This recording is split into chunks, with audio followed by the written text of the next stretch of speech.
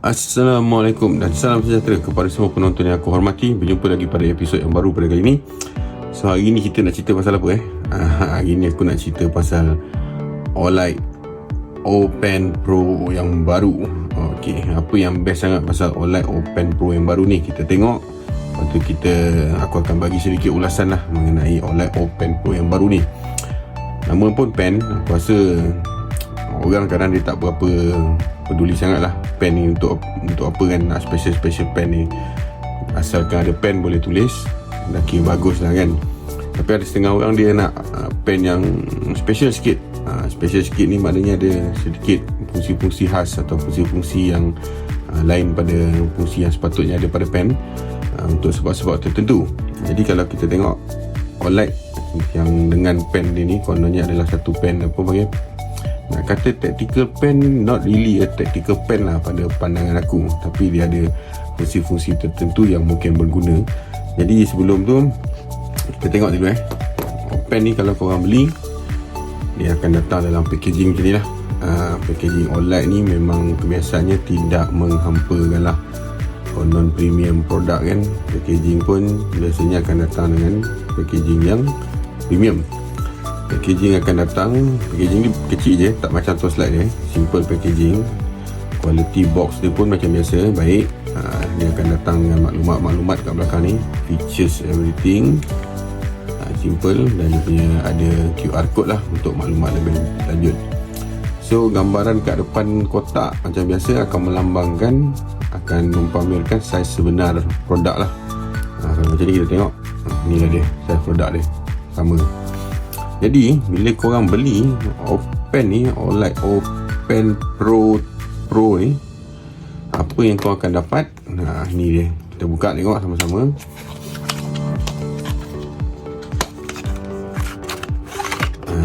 Tu dia. Dia akan datang dalam box yang begini box yang agak kemas dan cantik. Lepas tu kita tengok macam mana nak buka ni.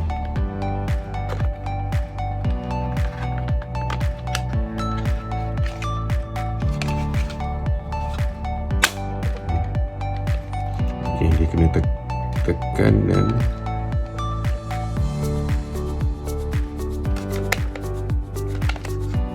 susah nak buka ni. Okey, akhirnya berjaya juga buka kan. Ketat nak buka ni. So dia akan datang dalam packaging gini. Ada box yang lain di dalam box asal dia ni. Dia akan datang, letak je macam ni lah masa mula-mula tu. Gini, kemas. Dan dia akan datang sekali dengan additional ink dia, ink tambahan untuk pen ini, beserta dengan dia punya wayar untuk mengecas. So dari segi dia punya ink ni, OLED dia gunakan ballpoint refill dia. OLED punya dia tak macam setengah pen yang lain daripada brand lain macam Nightcore apa semua, dia pakai Schneider dia pakai OLED punya. Boleh juga cari refill ni di online store lah. So kita dah tengok ni, selain pada datang dengan box ni, dia datang dengan macam biasa manual dia sendiri. So kalau kat manual ni korang tengok, kat sini lah akan ada banyak maklumat kaedah penggunaan manual ni. Dan kita pergi sikit lah, tengok apa dia nak cakap kat sini. Dia ada maklumat atau notice kita ambil take note jugalah. Product adopt PWM dimming which may cause noise when placed close to the radio. Dia boleh mengganggu frekuensi produk ni boleh mengganggu frekuensi. Okey, tapi tak apa, kita tengok kat dalam manual ni. Yang ini sebab produk ni aku baru je dapat, so aku tak adalah pakai lama sangat pun, so aku tak berapa nak mahir dia punya kategori lumen dan cahaya dia. So baik kita refer bersama-sama dekat instruction manual ni. So kalau kita tengok dekat sini, fan OLED ni dia datang dengan keupayaan untuk mengeluarkan lampu untuk menyuluh. Dan spesifikasi lampu ni kalau kita tengok, dia datang dalam bentuk ada 4 mode. Pertama moon, iaitu kadar keterangan dia adalah 5 lumens yang boleh bertahan selama 8 jam. Dan kedua 20 lumens boleh bertahan selama 2 jam. Medium mode dia 60 lumens 40 minit, dan dia akan dim down to 5 minit. Dan paling tinggi 120 lumens 23 minit. Dan dalam masa yang sama juga, kelebihan pen ni dia datang sekali dengan laser pointer. Dia tulis kat sini dengan laser pointer. Laser pointer berwarna hijau. Tu dia. So bagi orang bagi aku orang yang banyak menggunakan atau ingin membuat pembentangan atau presentation, pen ni aku rasa sesuai lah kan. Instead of boleh gunakan lampu dia, dan juga boleh gunakan dia sebagai laser pointer. Okey, sekarang kita pergi try pula macam mana kita nak tengok lampu dia ni. So pen ni dari segi material dia bagi aku okey, tak ada masalah. Material pun bagi berkualiti. Tak tahu dia pakai apa, aluminium alloy kot, maybe aluminium alloy. Aku tak study sangat dia punya material. So dia boleh buka di bahagian kepala dia ni. Kalau korang tengok macam ni, tempat cas dia tu di dalam. Di dalam ni tempat cas dia. Dan ini adalah semata-mata badan pen dia. Aku design ni quite brilliant lah bagi aku kan. Sebab kalau kau tak pakai ni pun boleh menyuluh, boleh bawa ni je nak suluh sebenarnya kepala dia ni kan. Okay, tapi tak apa, sebab walaupun dia punya alat kawalan lampu dia dekat sini, tapi sebenarnya ini je button dia. Kalau kita push kat sini, kat situ lampu dah keluar. Okay, ini pen dia. So kita tengok macam mana nak guna. Kita tutupkan dulu. Okay. Dia ada dia punya macam bentuk apa yang panggil engsel atau selak dia ni. Kalau kita tekan ke depan, dia akan keluar mata pen dia. Tapi kalau kita lepaskan, mata pen dia akan hilanglah, masuk kat dalam ni. Nak keluarkan lampu, kita hanya perlu, kalau kita tolak benda ni ke atas, tolak ke atas ni, kalau kita tolak terus lama-lama, dia akan keluar ni laser pointer dia. Means kalau kita tolak dan hold, dia akan keluar laser pointer. Tolak, kita hold, laser pointer dia keluar. Laser pointer ni aku tengok agak jauh jugalah, maybe dalam 30 meter boleh sampai. Dan macam aku cakap, sesuai untuk orang yang suka buat presentation lah. Pen, di samping ada pen, ada laser pointer, ready to use. Nak tutup, just tolak ke depan lagi, dia akan tutup. So nak keluarkan lampu, kita hanya perlu tolak sekali. Tolak sekali dan lampu akan keluar. So kalau nak tutup, tolak je, dia akan tutup. Kalau kita tolak sekali, lampu keluar, kita tekan dan biar, lampu akan naik. Tekan dan biar lagi, lampu akan naik lagi. Dia punya kadar dia akan naik. Okay,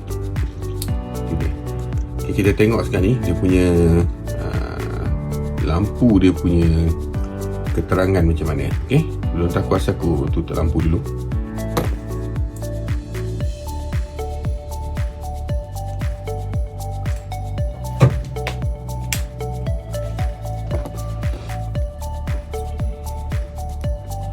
Okey, ini dia punya kadar keterangan. Ini yang first mode ataupun moonlight.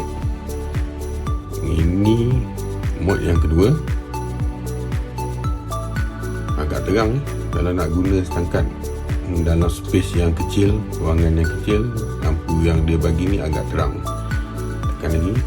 Mode yang ketiga. Dan yang terakhir, mode yang keempat. Agak terang. Okey. Ini aku gunakan dekat ruangan atau tempat yang kecil, atas meja kalau nak gunakan untuk mencari barang apa semua. Nanti kita tengok macam mana pula dekat dalam bilik yang gelap, macam mana tahap pencahayaan dia tu, adakah mencukupi untuk membantu kita nak cari barang-barang atau untuk menggunakannya bagi tujuan-tujuan tertentu. Okey.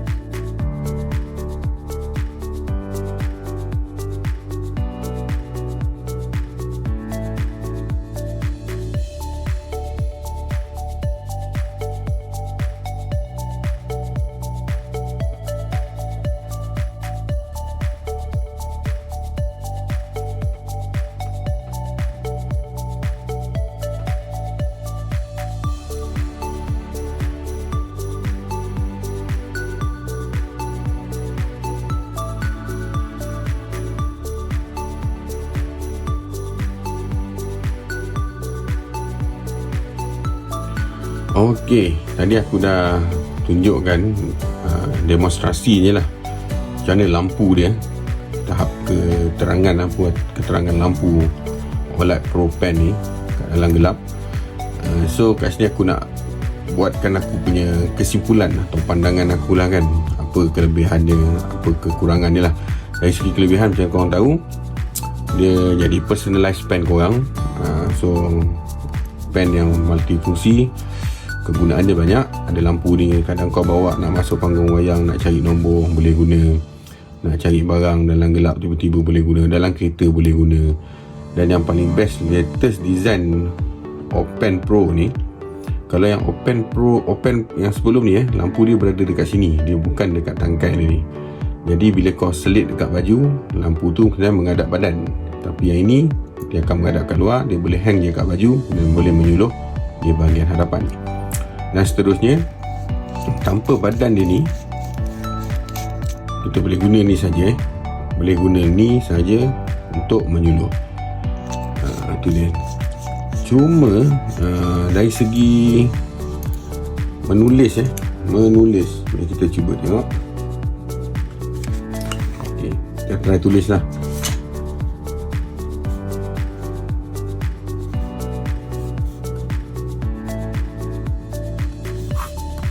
Dia punya pen dia ni bagi aku okey, sedap menulis, lancar, smooth.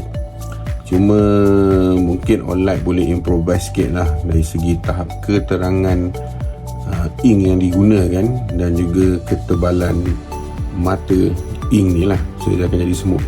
Kita tak semestinya nak menulis ni, kebanyakan orang akan guna personalized pen ni untuk menandatangani sesuatu dokumen. Jadi perlukan ink yang lebih tebal dan juga gelap. Itu satu. Cuma dari segi dia punya kontra adalah yang aku tak berapa minat tu. Bila dia letak segala benda mak nenek tu kat atas kepala ni kan, sebenarnya kau kat sini rasa kosong tau, rasa kosong. So bila kita menulis, dia rasa membuang keberatan ni kat belah ni, rasa nak terbuang. Sini kosong, dia rasa terlalu ringan kat belah sini, dan sini rasa terlalu berat, dia nak membuang macam tu. So dari segi stability menulis tu, dia tak berapa shock lah, tak berapa best. Kalau OLED boleh improvise, cuba arrange dia punya weightage tu, berat dia tu seimbang lah pada seluruh pen ni, baru dia akan jadi lebih padu lah orang cakap kan, lebih sedap nak menulis. Kalau macam ni, kalau ketuk kepala orang, ketuk jari orang, sedap lah. Kalau menulis ni, dia rasa membuang kat belah atas sebab atas ni terlalu berat. Semuanya kat sini, lampu kat sini, laser kat sini, bateri kat sini. Yang dalam ni semata-mata hanyalah dia punya lohong kosong dan juga pen yang inknya yang kita masukkan ke dalam. Bagi aku itulah dari segi comfortability dia memegang ni dalam tempoh masa yang lama tak berapa comfort. Kalau pandangan aku tak berapa comfort lah. Sebab mungkin OLED boleh reduce sikit lah diameter pen ni, kecilkan sikit. Dan dia punya knurling dia yang bentuk macam ni, bagi aku dia tak comfort lah dekat jari kan. Mungkin boleh design knurling ataupun mungkin ada rubber grip dekat batang pen dia ni supaya lebih sedap menulis. Gunalah rubber yang macam kau pakai dekat Seeker 2 Pro tu kan, Seeker 3 Pro tu. Rubber tu pun dah okey lah. Kalau kau pakai kosong botak besi macam ni, dia ada hotspot kat jari. So basically itu je, itu punya komen lah, dua perkara dari segi stability pen dan juga ada hotspot. Dia tak boleh guna lama, tak berapa sedap. Dari segi aspek positif dia, sesuai lah. Lampu standby mode, apa benda yang kau nak pakai at any time dengan laser pointer ni, bagi aku brilliant design. So itu aja aku punya ulasan lah pasal produk OLED ni, pen ni. Aku harapkan dapat memberi manfaat lah kepada semua. Siapa yang berminat nak beli, nak tahu, mungkin boleh membantu korang lah dalam membuat keputusan nak dapat kata. Harga aku tak nak komen lah, sebab harga pen ni dia lain kedai lain. Kalau kau beli kat OLED pun depend lah, depend time dia ada sale apa semua dapat murah. Tak ada sale, harga back to standard, boleh sentiasa rujuk di OLED punya portal lah. Tu sekian saja daripada aku. Terima kasih kerana menonton. Kalau korang suka dengan apa yang aku sharekan ni, boleh subscribe dan like. Semoga kita berjumpa lagi pada episod yang akan datang. Assalamualaikum.